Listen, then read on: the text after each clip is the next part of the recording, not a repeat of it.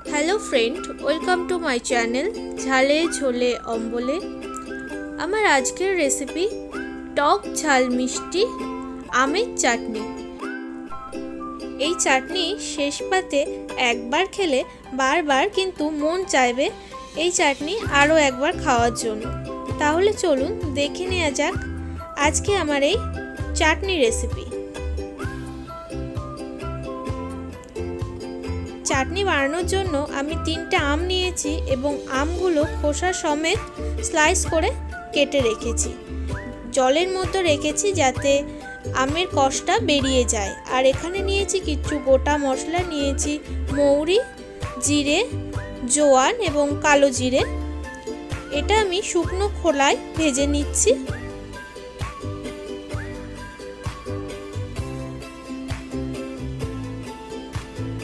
গ্যাসের ফ্লেমটা মিডিয়ামে রেখে আমি 1 থেকে 2 মিনিট এটা ভেজে নেব।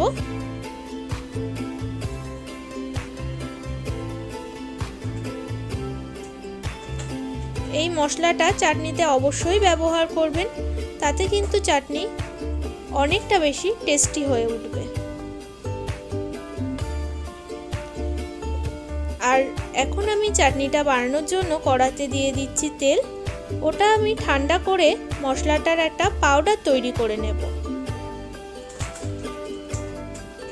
দিলাম এর মধ্যে হাফ চা চামচ মেথি আর দিচ্ছি হাফ চা চামচ কালো সর্ষে। দিচ্ছি একটা শুকনো লঙ্কা 2 টুকরো করে।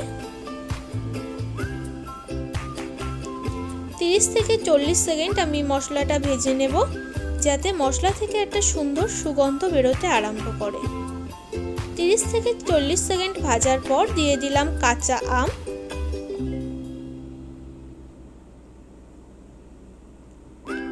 গ্যাসের ফ্লেমটা মিডিয়ামে রেখে 3 থেকে 4 মিনিট আমগুলো আমি ভেজে নেব।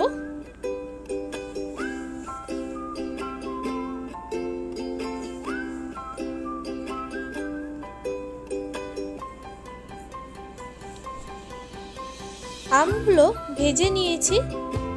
এখন এর মধ্যে দিয়ে দিচ্ছি হাফ চা চামচ লঙ্কা গুঁড়ো। লঙ্কা গুঁড়োটা না দিলে কিন্তু যেই টক ঝাল মিষ্টি চাটনি সেই ঝালটা কিন্তু থাকবে না, তাই অবশ্যই হাফ চা চামচ লঙ্কা গুঁড়ো দেবেন। দিচ্ছি নুন, আমি এখানে হাফ চা চামচ নুন ব্যবহার করলাম। আর দিয়ে দিচ্ছি আগে থেকে যেই গোটা মশলা আমি শুকনো খোলায় ভেজে নিয়েছিলাম সেটারই পাউডার। সমস্ত কিছু ভালো করে আমের সঙ্গে মাখিয়ে নিলাম।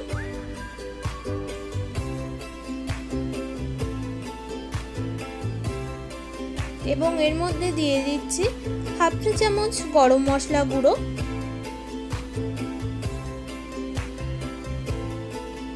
এই চাটনিটা এতটাই টেস্টি হয়, আপনারা যদি একবার বানিয়ে খান তাহলে কিন্তু বারবারই এই চাটনিটা বাড়িতে বানাবেন।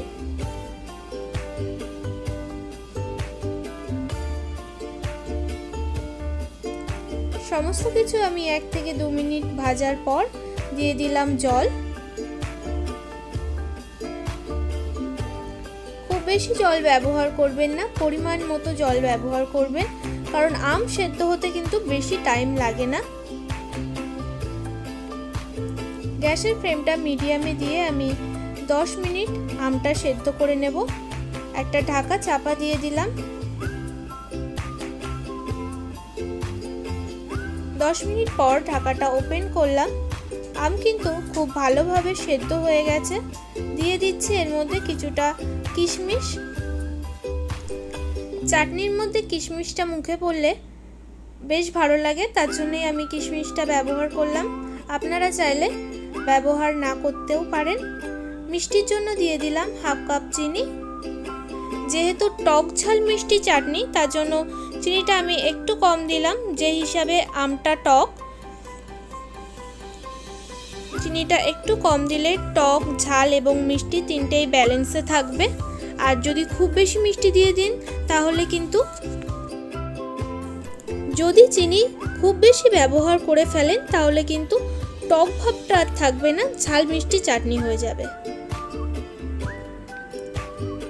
চাটনিটা কিন্তু একদম রেডি হয়ে গেছে। নামানোর আগে এর মধ্যে দিয়ে দিলাম সামান্য চাট মশলা গুঁড়ো। আমি এর থেকে বেশি শুকোবো না, তাহলে একদম শুকনো হয়ে যাবে। গ্যাসের ফ্লেমটা এখন আমি অফ করে দিচ্ছি আর 2 মিনিট স্ট্যান্ডিং টাইমে এটা আমি রেখে দিচ্ছি।